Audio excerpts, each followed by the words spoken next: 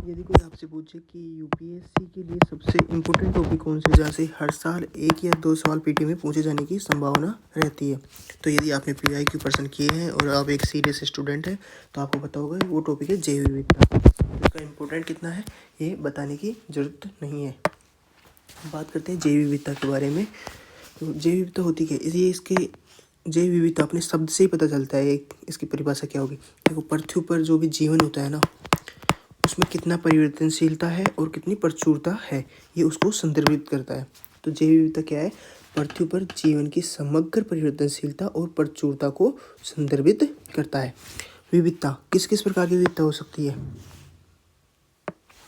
विविधता किस किस प्रकार की हो सकती है, या तो किसी कोई एक ही प्रजाति है, उसके अंदर आनुवंशिक गुणों में भिन्नता हो सकती है, यानी आनुवंशिक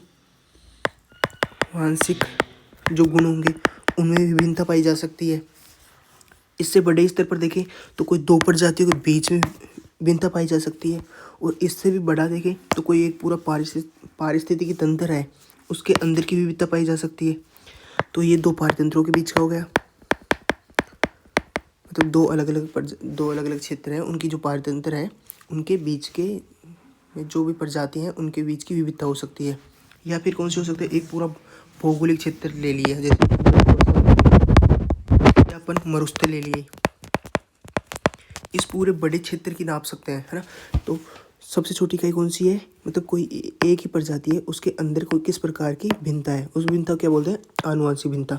फिर 2 पारितंत्रों की नापेंगे, एक का तो हो गया, अब 2 की बात करते हैं। 2 की जब बात करेंगे तो उसको बोलते हैं प्रजातियों के बीच की भिन्नता, तो इसको क्या बोलते हैं, प्रजाति विविधता। या फिर कौन सा हो सकता है, पूरे पारिस्थितिकी तंत्र की विविधता हो सकती है। तो सबसे बड़ी कौन सी होती है, पारिस्थितिकी तंत्र की विविधता। और सबसे छोटी इकाई कौन सी है, आनुवंशिक विविधता।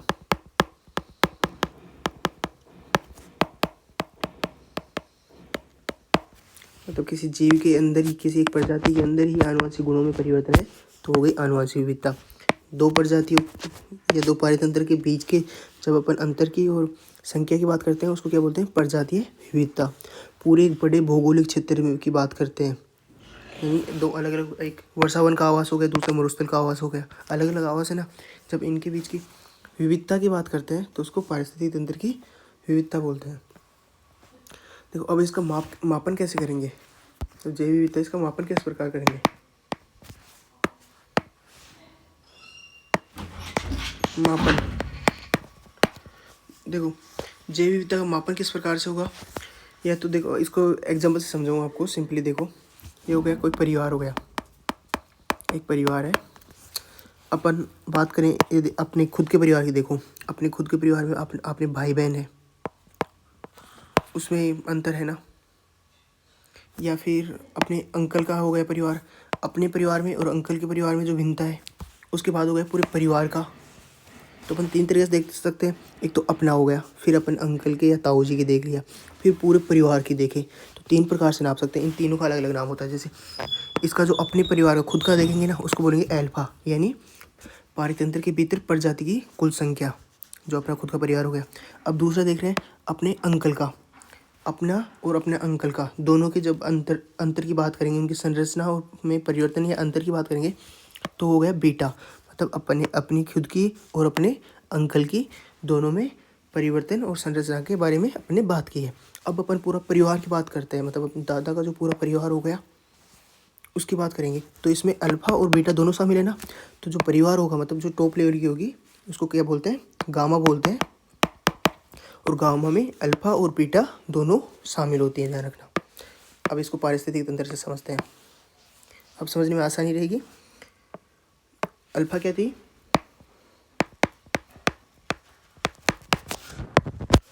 पारितंत्र के भीतर प्रजातियों की कुल संख्या, मतलब एक ही पारितंत्र हो गया, पारितंत्र यहाँ पर एक है, उसके भीतर की जो कुल संख्या प्रजातियों की, ये हो गया अपना वाला परिवार। फिर बात करते हैं बीटा की, जो अंकल वाला परिवार था, बीटा। 2 अलग अलग पारितंत्र हो गए, इसमें अलग अलग पारितंत्र हो गए। फिर बात करते हैं गामा की। गामा यानी जो दादा का परिवार था। ये पूरा बड़ा भौगोलिक क्षेत्र हो गया, बड़ा भौगोलिक क्षेत्र। इसमें अल्फा और बीटा दोनों शामिल है। देखो, जो वन्यजीव गलियारा बनाया जाता है ना, वो बीटा को ध्यान में रखते हुए बनाया जाता है, क्योंकि ये दो अलग अलग पारितंत्र है। देखो, अपना और अपने अंकल के परिवार में जब थोड़ा भिन्नता पाई जाती है तो दोनों में कुछ समानता आ सके, यानी दोनों में आवाजाही हो सकती है, उसके लिए गलियारा बनाते हैं ना। उसी प्रकार बीटा को ध्यान में रखते हुए वन्यजीव गलियारा बनाया जाता है। वन्यजीव जो गलियारा है उसकी संकल्पना यहीं से आई थी, वन्यजीव गलियारा। आई थिंक आपको ये समझ में आ गया होगा। अब बात करते हैं भारत में जैव विविधता। देखो, जो जैव विविधता है ना, मेगा जो पूरे विश्व में जो सबसे बड़े जैव विविधता वाले देश हैं वो कुल कितने हैं? 17 हैं। मेगा जैव विविधता वाले देश कुल कितने हैं? 17। उनमें से भारत एक है। अच्छा, मेगा जैव विविधता के लिए कुछ शर्तें होनी चाहिए। हाँ, कोई जो देश जिसमें 15,000 से ज़्यादा 15,000 पुष्पीय प्रजातियाँ होनी चाहिए, प्लस उसका एक सागरीय क्षेत्र होना चाहिए, सागरीय पारितंत्र होना चाहिए। भारत के पास तो भरा पड़ा है। तो इस प्रकार ये दोनों शर्तें फुलफिल करने वाले कितने देश हैं? 17। उनमें से भारत एक है। जैसे बाकी देश चीन हो गया, इंडोनेशिया हो गया, अमेरिका हो गया वगैरह, बहुत सारे देश हैं, मेडागास्कर, साउथ अफ्रीका। तो ये 17 है। इनके बारे में थोड़ा बहुत देख लेना कौन कौन से हैं, और इनकी लोकेशन देख लेना, आपको याद हो जाएगी। ज़्यादा इंपॉर्टेंट है नहीं कि आप 17 देशों को रटने बैठ जाओ। अब बात करते हैं, ये तो गए पूरे विश्व में। भारत में भी क्या जैव भौगोलिक विविधता पाई जाती है क्या? बिल्कुल। भारत की बात जब बात करें, भारत में जैव विविधता मतलब पूरे भारत का अपन मैप के अनुसार देखेंगे तो इसको अपन 10 भागों में बांटते हैं। कैसे, ये देखते हैं।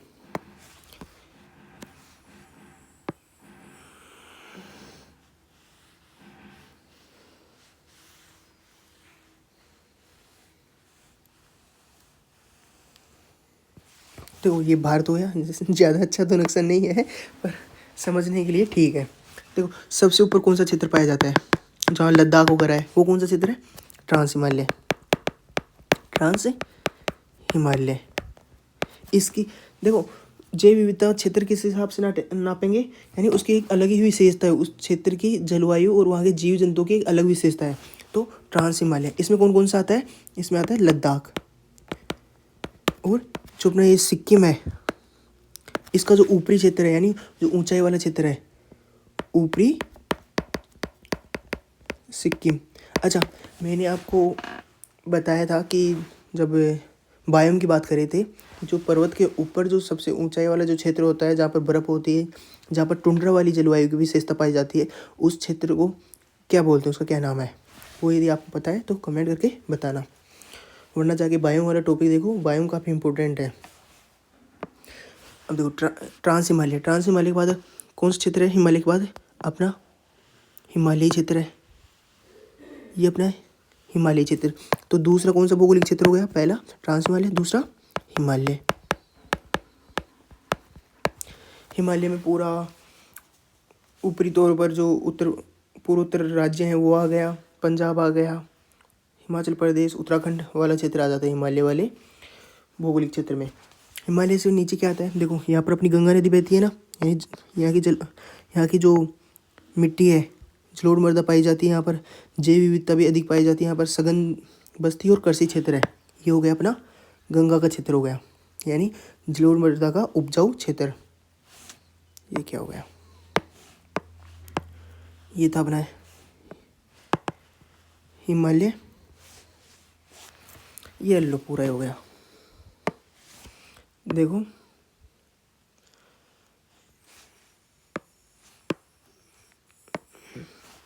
ये हो गया अपना प्यारा भारत।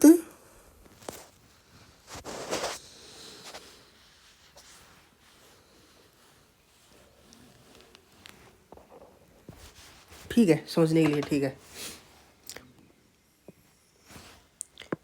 ये हो गया ट्रांस हिमालय, जहाँ पर लद्दाख और उत्तरी सिक्किम का क्षेत्र पाया जाएगा। उसके बाद आ गया हिमालय का क्षेत्र, ये हो गया अपना हिमालय का क्षेत्र। दूसरा हो गया हिमालय। हिमालय के नीचे जो गंगा का मैदान है, ये क्षेत्र अपना गंगा का मैदान हो गया। यहाँ की क्या विशेषता है, यहाँ पर मृदा उपजाऊ पाई जाती है, यहाँ पर कृषि अधिक होती है। और मृदा कौन सी पाई जाती है, जलोढ़ मृदा। ये कौन सा हो गया, गंगा का मैदान।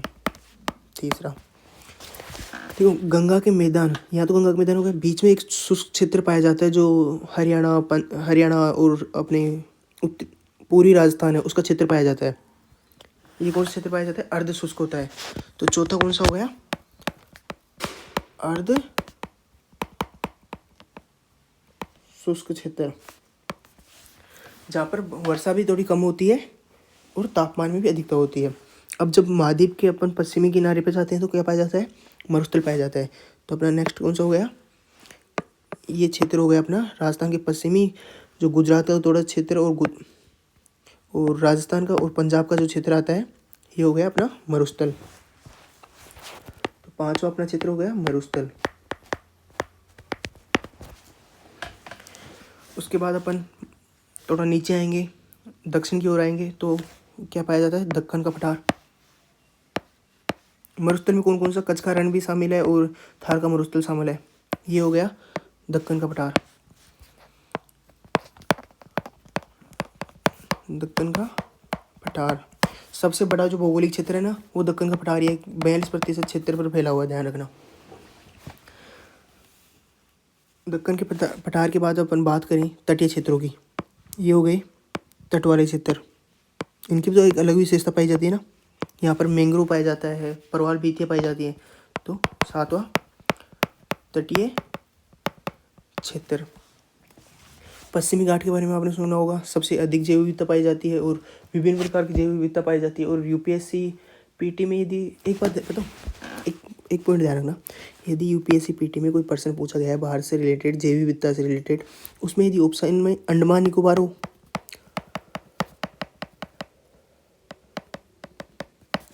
या उसमें पश्चिमी घाट हो या उसमें अरुणाचल प्रदेश हो,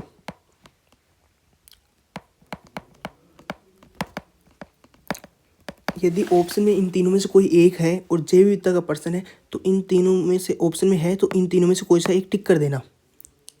क्योंकि देखो जो पश्चिमी घाट होता है, अंडमान निकोबार और अरुणाचल प्रदेश, उनमें सभी प्रकार की जैव विविधता पाई जाती है। तो अधिक चांस बनेगा कि आपका 90% सही हो जाएगा। यदि आपको बिल्कुल नहीं आता है, आपको पूरी जानकारी नहीं है, आपको पर्सन अटेंड करना ही है, तो यदि ऑप्शन में इन तीनों में से कोई भी एक दे रखा हो तो उसको अटेंड कर देना। क्योंकि जो अरुणाचल प्रदेश है उसमें सभी प्रकार की जलवायु पाई जाती है, अंडमान निकोबार में बहुत अधिक जैव विविधता पाई जाती है और वहीं पश्चिमी घाट में भी।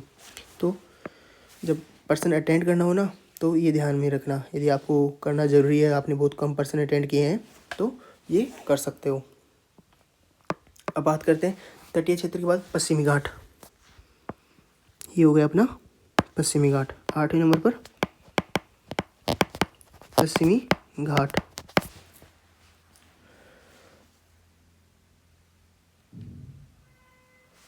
एक पश्चिमी घाट के बाद में क्या बचा अपना, जो द्वीप है अपना अंडमान निकोबार हो गया, अंडमान एंड निकोबार है ये, और ये लक्षद्वीप।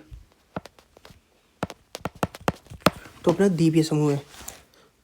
9वें नंबर पर क्या हो गया, द्वीपीय समूह है।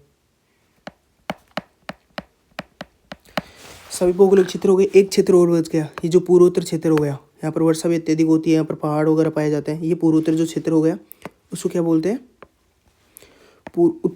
ये 10वां हो गया अपना पूर्वोत्तर राज्य।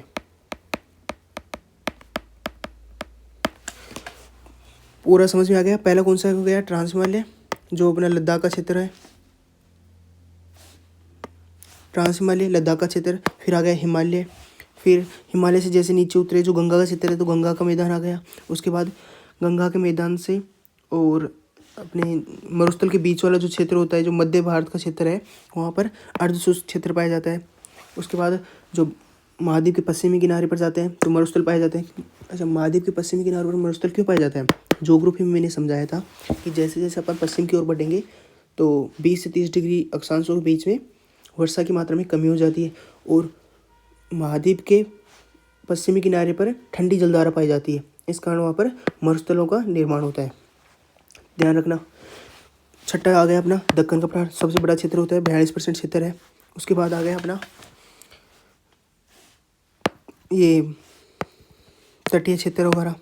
यहाँ पर क्या पाई जाती है? प्रवाल भित्तियाँ और मैंग्रोव पाए जाते हैं। सर्वाधिक मैंग्रोव वहाँ पर है। ये कौन सा क्षेत्र पाया जाता है?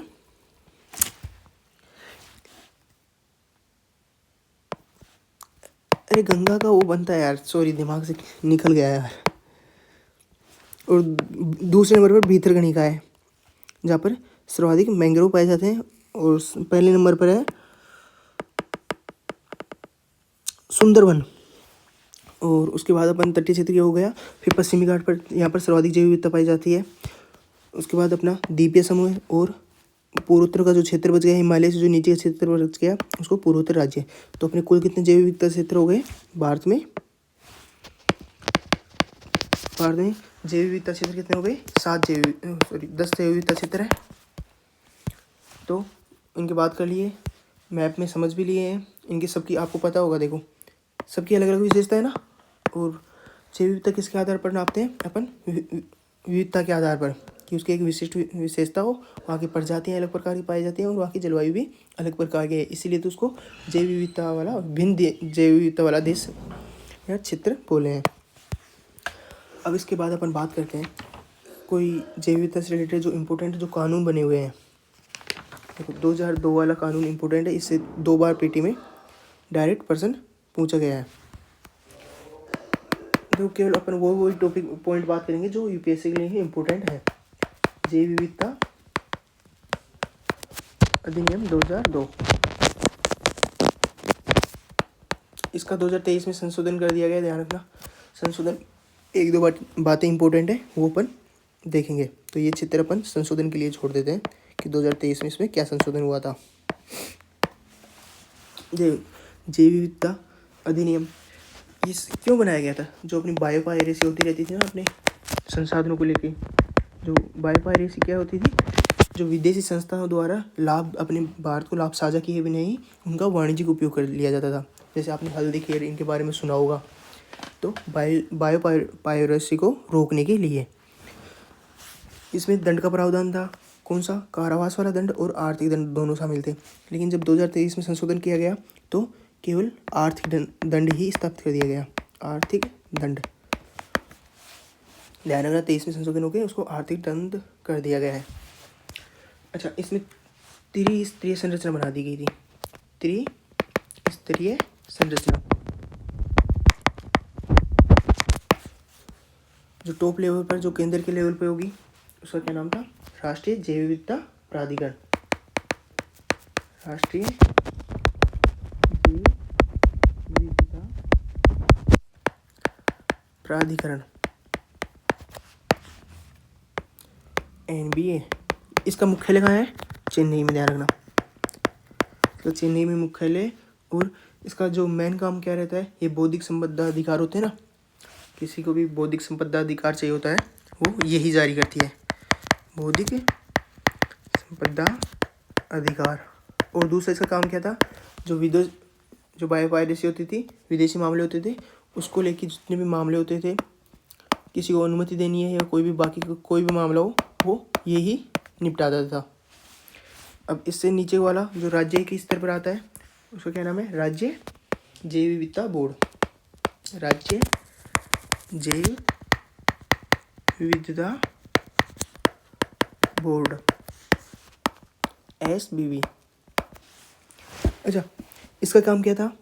ये भारतीय जो संस्थाएं होती थी उनके द्वारा वाणिज्यिक उपयोग करने के लिए जो अनुरोध वगैरह किए जाते थे कि हमें एक वाणिज्य उपयोग करना है, तो भारतीय संस्थाओं के लिए कौन कार्य करता था? राज्य जैव विविधता बोर्ड। जैसे जिस भी राज्य में कोई संस्था है, वो अनुमति चाहिए तो वो राज्य जैव विविधता बोर्ड के में अपना अनुरोध करती थी। 2023 में एक परिवर्तन हुआ है, जो चिकित्सा के लिए, इनके लिए जब किसी को संसाधनों का उपयोग करना है, तो पहले इस 2002 वाले कानून में क्या था कि पूर्ण अनुमति लेनी होगी, लेकिन अब 2023 वाले कानून में पूर्व अनुमति की आवश्यकता नहीं है। पूर्व अनुमति की आवश्यकता नहीं है। तो 2 संशोधन हो गए ना, 2023 में 2 संशोधन हो गए। इसका मुख्य काम क्या था? जो अनुमति वगैरह देना वाणिज्यिक उपयोग के लिए, वाणिज्यिक उपयोग के लिए। जो तीसरा है वो क्या है? जो मतलब ये हो गया केंद्रीय स्तर पर, ये हो गया राज्य के स्तर पर। राज्य से नीचे आएंगे तो जैव विविधता प्रबंधन समितियाँ, जैव विविधता प्रबंधन समितियाँ, इनको क्या बोलते हैं? बीएमसी। ये स्थानीय निकाय के साथ कार्य करती हैं, ध्यान रखना, स्थानीय निकाय। इसका मुख्य काम देखा जाए तो इसका मुख्य काम था जो पीपुल्स बायोडाइवर्सिटी रजिस्टर है ना, उसका निर्माण यही करती है। कौन सा? पीपुल बायोडाइवर्सिटी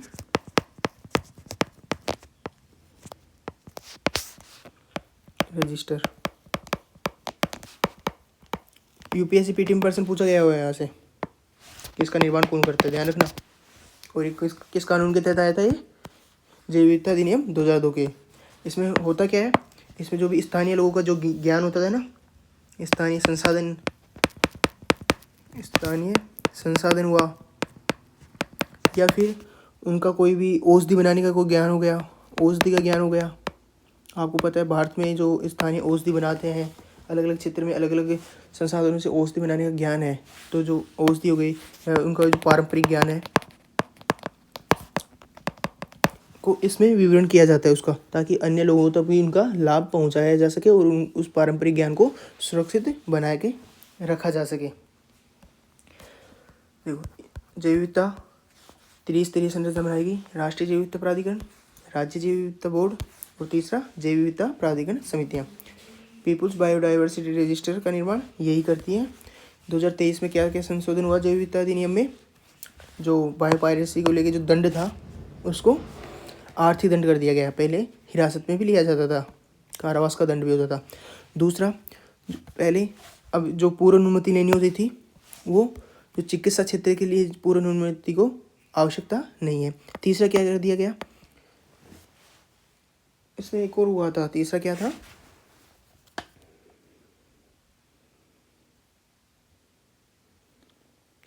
हाँ, जो विदेशी निवेश, देखो बौद्धिक संपदा अधिकार और जो आके मामले थे कोई उपयोग करना चाहिए वाणिज्य के उपयोग जो विदेशी क्षेत्र वाले, तो उनको भी किससे लेनी थी परमिशन? राष्ट्रीय जैव विविधता प्राधिकरण से। लेकिन कोई विदेशी कोई कंपनी है जो भारतीय कंपनी के साथ सहयोग कर रखी है या उसका शेयर है भारतीय कंपनी में, तो उसके लिए उसको आसान कर दिया गया कि वो इसका वाणिज्यिक उपयोग कर सकती है। शर्त है कि वो भारतीय कंपनी के साथ उसमें शेयर हो उसका, ठीक है। अच्छा, जैव विविधता विरासत स्थल होते हैं, वो क्या है पता है क्या? जैव विविधता विरासत स्थल। देखो, जैव विविधता विरासत स्थल उन क्षेत्रों को बोलते हैं जिनकी एक अद्वितीय और पारिस्थितिक रूप से वो नाजुक है। क्या विशेषता होनी चाहिए? अद्वितीय होनी चाहिए और पारिस्थितिक रूप से नाजुक होने चाहिए। इनकी पहचान कौन करता है? इनकी पहचान करते हैं राज्य। इनकी पहचान कौन करेगा? राज्य करते हैं। सबसे पहला ये कौन सा था? जैव विविधता विरासत स्थल कौन सा था पहला? सबसे पहला था नल्लूर। ये कहाँ? नल्लूर, इमली गाँव। अच्छा, इमली गाँव के बारे में सुना है क्या आपने? ये आपने यदि प्राचीन भारत में दक्षिण के बारे में जब अपन पढ़ रहे होंगे तो जो पुरापाषाण काल है उसमें एक इमली ग्राम नाम से एक क्षेत्र है। तो आई थिंक आपने हिस्ट्री कंप्लीट कर ली होगी तो आपको इसके बारे में पता होगा। इमली कहाँ पर है? कर्नाटक में। इसकी स्थापना कब की थी? 2007 में। इसको जो अपना जैव विविधता विरासत स्थल है सबसे पहला कौन सा है? नल्लूर। और कुल कितने हैं? अभी लेटेस्ट 49 है। तो पीटी के जब पीटी पास होगी तो इसको दोबारा देख लेना कि नए कोई अपडेट किया गया है या नहीं, और अपडेट किया गया है तो नया सबसे कौन सा है। पीटी में यदि प्रश्न पूछा गया है तो वो नए से रिलेटेड पूछा जाएगा। यदि कोई नया जोड़ा गया है तो ध्यान रखना उसके बारे में क्या क्या चीज़ ध्यान रखना है, वो कहाँ पर है, उसकी क्या खास विशेषता है। खास विशेषता यूपीएससी एक विशिष्ट संबंध से ही पूछता है। यदि कोई उसकी स्पेशल विशेषता है तभी पूछेगी, नहीं आलतू फालतू वो नहीं पूछेगी। तो अपना कंप्लीट हो गया जैव विविधता। अपन क्या क्या बात की है। जैव विविधता में किस किस प्रकार की विविधता हो सकती है। आनुवंशिक गुण की विविधता हो सकती है, दो पारितंत्रों के बीच की विविधता देख सकते हैं, या पूरे जैविक भौगोलिक क्षेत्र की विविधता देख सकते हैं, उसको वो क्या बोलेंगे, पारिस्थितिक तंत्र की विविधता। और जो दो पारितंत्रों के बीच में देखेंगे उसको प्रजातीय विविधता। इनका मापन अल्फा, बीटा और गामा, परिवार का एग्जाम्पल देके समझाया था। अल्फा में क्या होता है, एक ही पारितंत्र की बात कर रहे हैं, और बीटा में दो अलग अलग पारितंत्रों के बीच की, और जो गामा होता है वो एक पूरा बड़ा भौगोलिक क्षेत्र होता है। जो वन्यजीव गलियारा की स्थापना बीटा के आधार पर ही की जाती है, वहीं से इसकी संकल्पना आई थी। 17 मेगा जैव विविधता वाले देश हैं। मेगा जैव विविधता के लिए क्या शर्त होनी चाहिए, 15,000 उसकी पुष्पीय प्रजातियाँ होनी चाहिए, और सागरीय एक पारितंत्र होना चाहिए। भारत में जैव विविधता 10 स्थल है, अपन एक एक को समझे थे। सबसे टॉप में ट्रांस हिमालय, उसके बाद हिमालय, और फिर जो गंगा का मैदान है, जो सबसे उपजाऊ क्षेत्र है वो हो गया गंगा का मैदान। गंगा के मैदान और मरुस्थल के बीच का जो क्षेत्र पाया जाता है, यानी वो जो अर्धशुष्क क्षेत्र है। और अर्धशुष्क क्षेत्र मैंने आपको पहले बताया था, जब बायोम पढ़ा रहा था तब बताया था कि जैसे जैसे अपन महाद्वीप के मध्य में जाएंगे अर्धशुष्क क्षेत्र पाया जाता है, और वहाँ पर एक महाद्वीपीय जलवायु पाई जाती है। तो ये हो गया अर्धशुष्क क्षेत्र। उसके बाद अपन पश्चिम किनारे में जाएंगे, महाद्वीप के पश्चिमी क्षेत्र में जाएंगे तो मरुस्थल पाए जाते हैं, और भारत में थार का मरुस्थल और कच्छ का रण है। तटीय क्षेत्र नीचे आएंगे तो तटीय क्षेत्र है, और जो सबसे बड़ा जो भौगोलिक क्षेत्र है वो कौन सा है, दक्कन का पठार।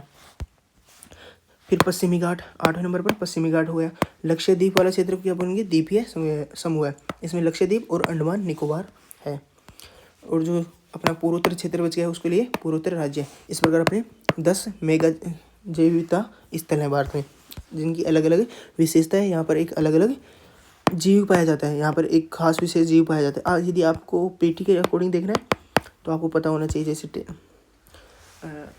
लो एंड टोल्ड मकाऊ वो कहाँ पर पाया जाता है वगैरह, इनके बारे में आपको पता होनी चाहिए। यूपीएससी पीटी से यहीं से प्रश्न आता है। अपन वो करंट के आधार पर देखेंगे, यदि कोई करंट में चर्चा में रहा है तो देखेंगे। तो ये सब अपन कहाँ से क्लियर करेंगे, पीटी 365, जो विजन पीटी 365 आएगी तो जो भी उसमें करंट होगा अपन उसको अपडेट कर लेंगे। जैव विविधता अधिनियम 2002 के बारे में और 2023 में दोनों में अंतर देख लिए थे अपन ने। क्यों बनाया गया था, बायोवायरस्ट्री के लिए। इसकी त्रिस्तरीय संरचना है, राष्ट्रीय जैव विविधता प्राधिकरण, राज्य जैव विविधता बोर्ड और जैव विविधता प्रबंध समितियाँ। ये क्या करते हैं, पीपुल बायोडाइवर्सिटी जो रजिस्टर होता है उसका निर्माण करते हैं। इस रजिस्टर में पीबीआर रजिस्टर में क्या शामिल होता है, स्थानीय संसाधन, वहाँ की औषधीय गुण ज्ञान और वहाँ का पारंपरिक जो भी ज्ञान है उसको इसमें शामिल कर दिया जाता है। अच्छा, 2023 में क्या बदलाव कर दिया गया है, आर्थिक दंड को, जो पहले कारावास भी दिया जाता था उसको खत्म करके केवल आर्थिक दंड स्थापित कर दिया गया। और जो चिकित्सा क्षेत्र है उस पर पूर्व अनुमति की आवश्यकता नहीं है। अनुमति कहाँ से ली जाती थी, जैव विविधता जो राज्य का बोर्ड था SVB, वहाँ से वाणिज्यिक उपयोग के लिए अनुमति ली जाती थी। लेकिन जो चिकित्सा क्षेत्र के लिए है उसको अनुमति लेने की आवश्यकता नहीं है, पूर्व अनुमति की। जैव विविधता विरासत स्थल कौन होते हैं, जिसकी अद्वितीय और पारिस्थितिक रूप से नाजुक हो। इनकी पहचान कौन करता है, राज्य इनकी पहचान करते हैं। कितने हैं वर्तमान में, 49। यदि कोई करंट में है तो उसको अपन PT 365 से करेंगे। सबसे पहला कौन था, नेल्लूर इमली ग्राम, कहाँ का है, कर्नाटक का है, और 2007 में इसको स्थापित किया गया था। PT से प्रश्न पूछा जाएगा, वो कहाँ क्या पूछा जाएगा, कहाँ से, इसकी खास विशेषता क्या है। ओके, ये अपना हो गया। अपन कल बात करेंगे हॉट स्पॉट की। हॉट स्पॉट, होप स्पॉट और कोल्ड स्पॉट तीनों इंपॉर्टेंट है। भारत में कौन कौन सा क्षेत्र यहाँ पर पाया जाता है अपन उसकी बात करेंगे। Okay, bye bye.